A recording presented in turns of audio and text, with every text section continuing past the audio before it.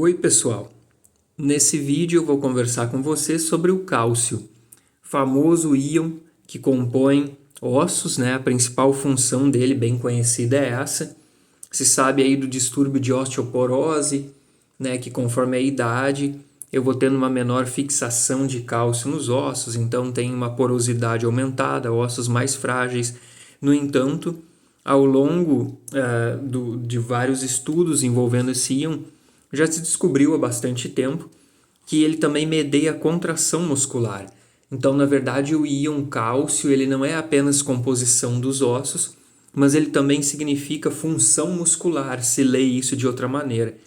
Sem cálcios, as duas proteínas chamadas actina e miosina não interagem e eu não consigo executar um movimento. O cálcio vai reagir na fibra muscular com uma proteína chamada troponina C. E essa troponina C muda a forma dela ou muda a conformação, como se usa em linguagem mais técnica, permitindo a interação entre actina e miosina. Aí eu tenho a execução de um movimento, né? Esse movimento não é só de braços, pernas, é de qualquer musculatura, inclusive para fala.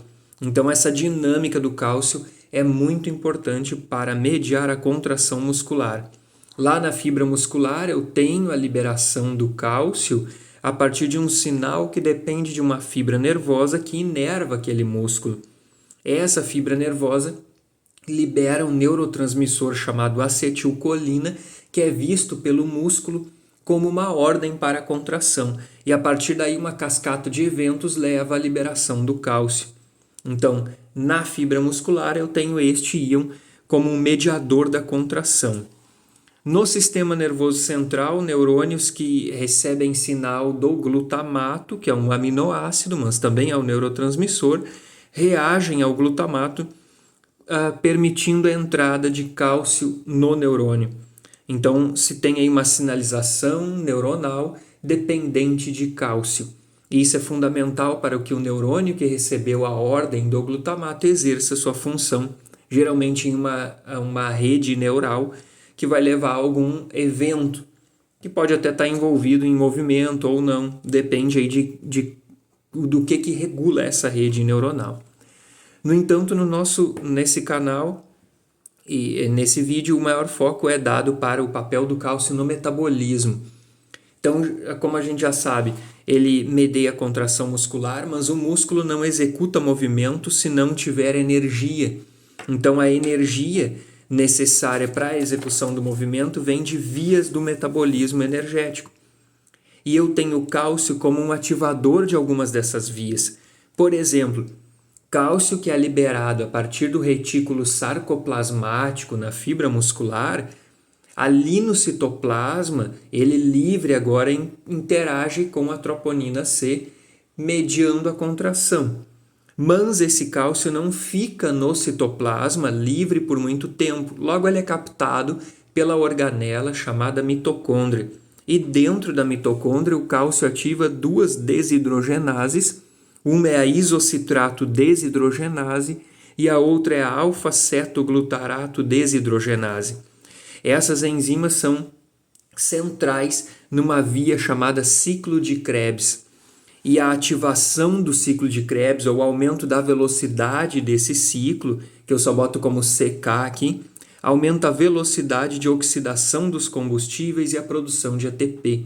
Então, na contração muscular, eu vou ter não só a ordem mediada por cálcio para que o músculo execute uma função, mas vou ter também uma ordem para esse músculo ter maior habilidade em oxidar combustíveis, gerando uma maior produção de ATP para executar aquele movimento.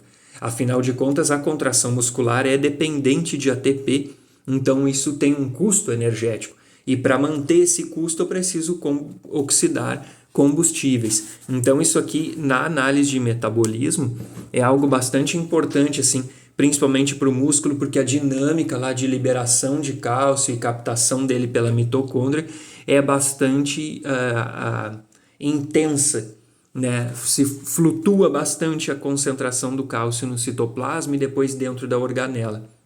Então, para o músculo isso aqui é fundamental.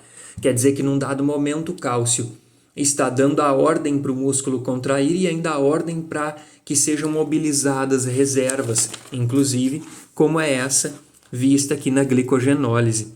Né? Então eu tenho uma mobilização de reserva e uma oxidação de combustível ocorrendo de maneira mais rápida, porque o cálcio também induz no músculo a quebra de glicogênio, que é um polímero que serve para armazenar moléculas de glicose. No fígado também tem o cálcio intermediando a quebra de glicogênio, mas dessa vez atuando via ação da adrenalina.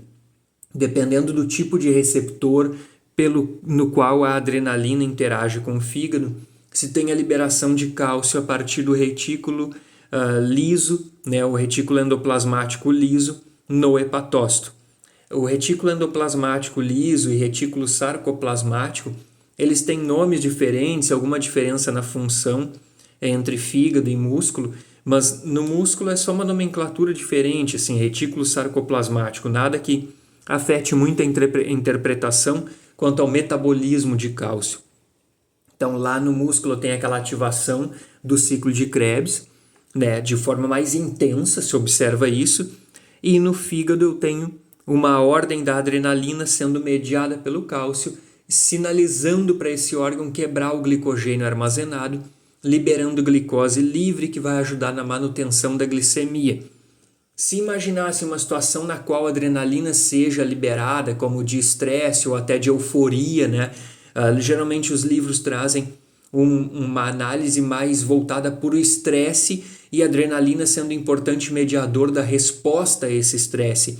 Mas se eu tiver um momento de euforia, né, de muita felicidade, eu também libero adrenalina. E essa adrenalina vai levar a vários efeitos. Um deles é a quebra de glicogênio no fígado.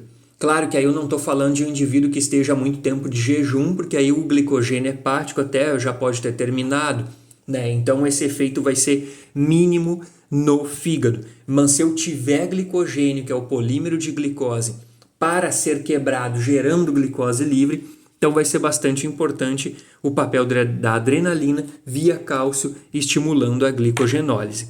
E esse cálcio é percebido no citoplasma, tanto das fibras musculares quanto dos hepatócitos, por uma proteína chamada calmodulina. Essa calmodulina se liga com o cálcio e a partir dela eu tenho esses efeitos no metabolismo. Já no ciclo de Krebs, essa ação do cálcio é mais direta na enzima mesmo, ele age como um regulador dela, conforme visto aqui, né? As duas enzimas do ciclo de Krebs, que é o coração do metabolismo quando se fala em bioenergética mitocondrial. Né? É uma via que ajuda muito a amplificar a produção do ATP num sistema que vem logo depois chamado fosforilação oxidativa. É algo que eu quero trazer aqui com mais detalhes. Então, o cálcio atuando dessa maneira, ele mediou a contração muscular, é um elemento de sinalização celular e ainda forma a estrutura dos ossos. Então, algo que se sabe muito agora fica um pouco mais completo aí para saber por que uma deficiência em cálcio pode ser tão grave. Quer dizer que eu não tenho só a estrutura dos ossos que são alavancas para a execução do movimento, né, conforme se estuda em anatomia, mas eu tenho o músculo que é o executor do movimento pelas diferentes formas de contração que se tem. A mais comum é aquela onde a gente observa o encurtamento do músculo. Então, nesse encurtamento do músculo eu tenho a execução do movimento e para isso eu preciso de cálcio. E lembrando de novo, movimento não é nada sem ATP, né? Ele não existe. Então eu preciso de ATP para executar o movimento. E esse ATP também tem a sua produção estimulada pelo cálcio. Há outros papéis para o cálcio, por exemplo, mas mais ligados à intoxicação ou alguma disfunção que, por exemplo, leve a uma liberação massiva de cálcio sem normalizar isso. E aí a célula entre em modo de morte programada, né, na apoptose, por causa desse estímulo do cálcio, mas é algo também que pode ser visto em outra oportunidade. Né? Então fica isso, contração, sinalização e formação de ossos aí para o cálcio.